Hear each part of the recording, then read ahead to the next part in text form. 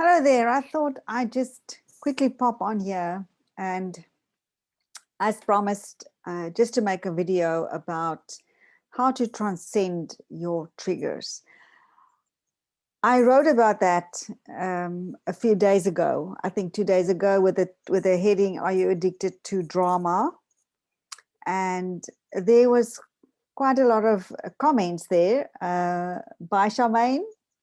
And I thought to just really do a video about it to explain it better. So I'm trying to find just something that I can see, if I can see my see my live thing here, that I can see if there are any comments or something coming up, but nothing. I don't see it on Facebook yet. Anyway, let me get going. All right, so what are triggers? Triggers are those little incidents that happen that trigger us into an emotion. And it's great if it triggers us into a wonderful elevated emotion like joy and beauty and appreciation. It's not so fun when it triggers us into emotions that bring us down. And just for fun, it would be great if you are triggered, or when you are triggered into an elevated emotion, to also unpack that in the way that I'm going to show you now. And I just did that for myself. You know, I love butterflies. The moment I see a butterfly, I just melt in appreciation. And then I thought to myself, this feeling of appreciation when I see the butterfly, because something to remember is that a trigger is always sensory. Okay, it's always sensory. It's always something that triggers a thought and an emotion. It's like a representation. So if I look at butterfly, what that represents to me, and the representation is like a layer of beliefs, a cluster of layers of beliefs that put you in that state. Okay, and for me, seeing a butterfly, that represents freedom and beauty and transformation and possibilities, and yeah, those things. It's just awesome. Okay, it's just the most beautiful thing about nature. I love butterflies. Now, when we get triggered, is to understand that it's something that happens outside us that goes through our filters in our mind, in your mind, of previous experiences as well. So there are often, there's a referent experience that, and that's what our brain does, is it creates these neural networks of associated events that happen. And for us to understand how that works, to basically, I always say, to connect the dots. There's like a supply chain in your brain of, as you think, so you feel. And then from that feeling, from that emotion, that is a mind-body emotional state, we behave, we take action, what we say and what we do. And of course, as a result of that, or because of that, there's a result or an outcome. Okay? So what's just necessary to understand, there's some principles here that are important to understand. And that is that, and you know most of this, but it's great to be always reminded, is that we are energy. Okay, everything is energy. You are vibrating. What you are thinking or what you are feeling all have a frequency. And what you're thinking has an associated emotion, and these are frequencies. And of course, as you think, that's an electrical field, electrical signal that you send. And the emotion is the magnetic field that attracts. So your energy is like a broadcasting, your brain is a broadcasting station. It switches all the time in frequencies and what you're thinking, what's going on. And because your 95% is an autopilot, if you're not aware, that we just feel like everything is just happening to us and that we have no control over that. Whereas when we become self-aware, we become aware of how we feel, and then we start connecting the dots. If I feel this way, what am I thinking? What do I believe about that? And I can look at this and I can unpack these beliefs and then make the decision, wow, does this serve me? Does this make my life a party? Do I want to live by these beliefs? And most of the time, especially when it triggers you into a low emotion, low vibration of fear or anger or guilt or shame or resentment or anything, is that no. And then the question starts. So if I see for myself all these thoughts and beliefs that I've created, that how I have mapped this trigger, then I can choose, no, I want to respond in a different way. And if I want to respond in a different way, whether that's neutrality because someone else, as we've seen in these examples, I'll get to those. If you want to change that response, in other words, if you want to change the result, the outcome. So for example, if something triggers you into anger or fear, how you react to that. And there's a difference between reaction and response. How you react to that thing would probably be, reacting in if it's anger, shouting back or shutting up and get paralyzed into fear of keeping the peace and don't say anything and then feel resentment afterwards because you didn't say anything. But as you then choose a response of, say, neutrality or acceptance, now you have to build another layer of beliefs. You have to represent this same trigger in a different way. Does that make sense? So that is really important to understand. And so the first thing is just to understand that we are energy. Okay? Everything is energy. And I talked about the state and that we broadcast that all the time. And so what is important is to own that vibration, to own that emotion that you get, the fear, the guilt, the shame, the anger, the resentment. Own it. Because what you don't own owns you. And when I say own, is to be able to look at it, because you know what? Thoughts and emotions are just what they are. What you experience, your experience, are thoughts and emotions. And that's just what they are. They are thoughts and emotions. They cannot hurt you. They're just in your neurology. And by avoiding it, suppressing it when it happens, stick your head in the sand, run away from it, we think that we don't give it attention. So it's going to go away by itself, but it doesn't.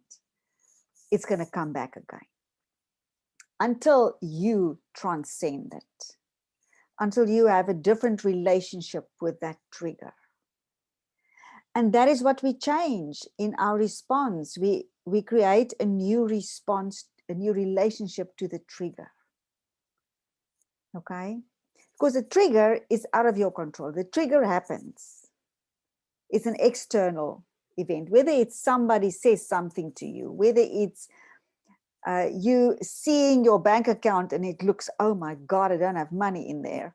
Whether it is your spouse giving you a nasty word, whether it's somebody at work that says something bad, it doesn't matter. It's always you changing your relationship with the trigger, because it's our meanings. We feel our meanings through our emotions. Okay, if you want to change that, you've got to change the meaning. You've got to change the way you look at something. And the best way to do that is to unpack it in a way that I'm going to show you just now shortly.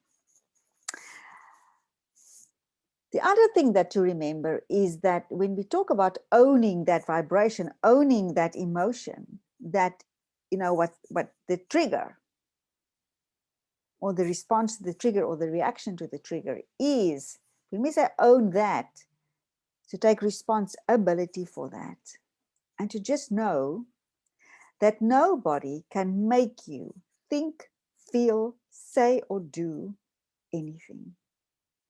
It comes from you. It's your thoughts, your emotions, your words, your actions. At the same time, remember that you are not your thoughts. You are not your emotions. You have thoughts and you have emotions. And that's why you have the power to choose different beliefs, different thoughts, and different emotions. And that's the power of changing the relationship with your trigger, is you can choose to look at it differently. Okay? So how do we do this? First of all, is you can do this after the effect. So even after the trigger has happened, like I described in my video and also subsequently of what the comments below the post was. So say, for example, as in the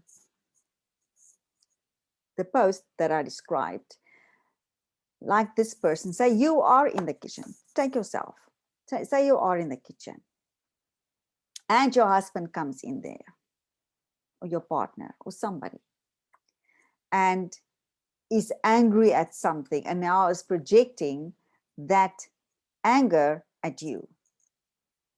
Sort it out, or deal with this, or I can't do this, this is not my fault, or whatever that case may be. Is at that moment you are reacting. But if you play this game of what I'm going to teach you now, even after the effect, and you rehearse how you would respond in a different way, then if you practice that a few times, that same trigger is going to happen again. And yes, you may catch it too late, but the time after that, or maybe 3 times after that, especially if you continue to rehearse it, you're going to catch it in the moment. You're going to respond differently in the moment. So what do we do? What is very important here when you start unpacking something like that is that you give yourself permission to stay, to experience the emotion, to play the trigger again in your mind and be there and feel that emotion. Give yourself permission to feel that fear or anger or resentment or stress or whatever you want to call it. Feel that for a second. And if there are any objections coming up, just know it's your subconscious mind who wants to protect you. And you just infuse that protection with that as well. Okay, to say I accept this protection, because the very thing that you are avoiding by not looking at it is what's preventing you from transcending it. It holds you in place. Okay, and then it's to look at that a trigger that, say, partner storms into the kitchen, starts shouting, So what triggers you is the energy, the voice, the words. For some, it will be the words, certain saying something. For others, for somebody, it can be the tone of voice. For somebody, it's just, the whole energy of it. And it's to ask yourself, notice what is the emotion, and ask yourself, what do I believe about the trigger, about him storming into the kitchen, that makes me feel afraid, fearful, or angry? Now you get an answer that he is so unaware, or he's a real arsehole. He can be such an arsehole, for example. It's got nothing, it's so unnecessary. Whatever that first thing, just stop there and then ask yourself, so what do I believe about that makes me feel fear or anger? And what do I believe about that? Every time you take your previous answer and say, what do I believe about that makes me feel this emotion? So you go up 4 to 6 times to see what transpires there. And then look at that. So this is how you've mapped out that the relationship to that trigger. This is how you mapped it out. These are the layers of beliefs that makes you feel that emotion. And now you have a choice. Do I want this? Does this make my life a party? No. Now you really feel that no in your body. Even if you think of something that you feel really unequivocally no to. For me, if you offer me a cigarette, I just say no. So that no, feel it in your body, and just as you look at those beliefs, say no. This is, I don't accept this in my reality. No, I don't believe in this anymore. No, say no to that. Because you know what? You chose those beliefs, whether you inherited them from your parents or some kind of somewhere, you still have the right to say no to them now. And then you make a choice. How do I want to respond? I say no to that. Well, how do I want to respond? Maybe it's just being neutral to it. Somebody else's verbal vomit, be neutral. Okay, so what do I have to believe about the trigger, about this person storming into the kitchen, that'll make me feel, respond, make me feel, put me in a state of neutrality? It will make me feel neutral. First thing that may come up is, it's not about me. Second thing, what do I believe about that to make this true for me? Now I'm building truth. What do I believe about that belief that is not about me, that keeps me neutral? I don't have to respond to things that are not about me. I can let it go. What do I believe about that? I have the choice in how I respond. What do I believe about that? I'm powerful. I am powerful enough. I am good enough to choose what do I want to let into my power zone or not. To get the idea, it's a whole new way. Now, once you've done that, now if you draw this on a piece of paper as you are exploring this, is you can draw a circle on the one hand with the emotion inside of, say, fear or anger or guilt or whatever. The trigger with what is the trigger? What exactly is the trigger? Something you saw or didn't see, or heard or felt or whatever, okay, sensory.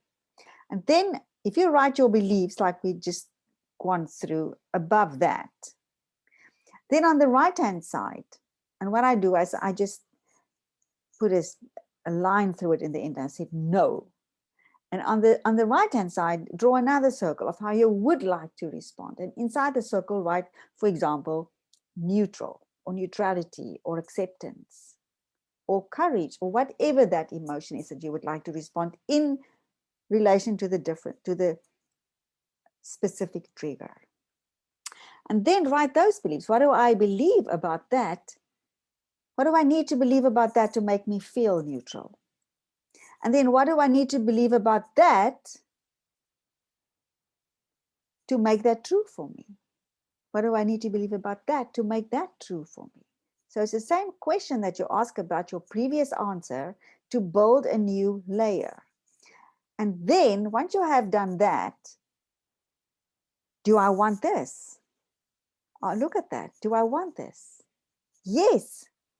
Think of something that you feel a strong yes to. Like you never, it's always there. So I love a hot cup of coffee or something. Or yes, I would like that. Thank you. If you would offer me that, and feel that yes in your body and look at those beliefs and say, yes, this, I want this. Yes, this is going to make my life a party.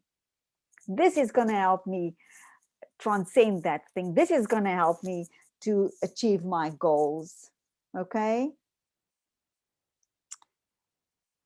And there you have mapped out a whole new way, a whole new representation, a whole new layers of beliefs about a trigger that you will respond differently in future. So after that has happened, is then just rehearse this again in your mind of that same trigger happening. And now you are responding differently. See how it plays out differently. If you want to do it a few times, that's awesome.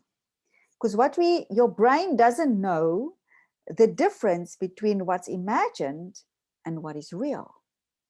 So if you really step into that emotion and really feel differently, your brain takes it as real, and you create new neural networks. And the more you practice that, the stronger it becomes. And that then becomes your default. Okay, I hope this all made sense. Please leave me a comment about what you think about this. Even if you watch this on YouTube, please leave a comment to me. I would love to hear your thoughts.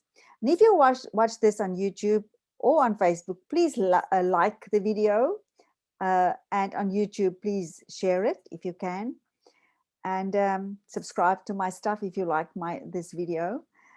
And just to know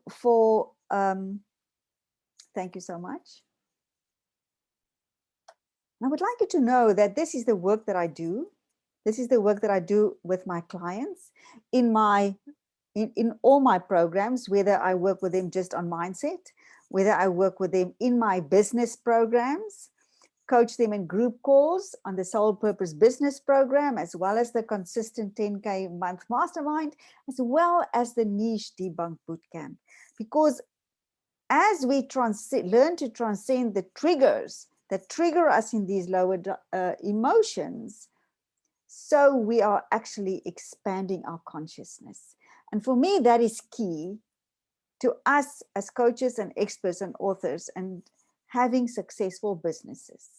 Because the more successful we are, the more impact we have. The more money we make and the more impact we have. And so just remember that this work is done throughout all my programs.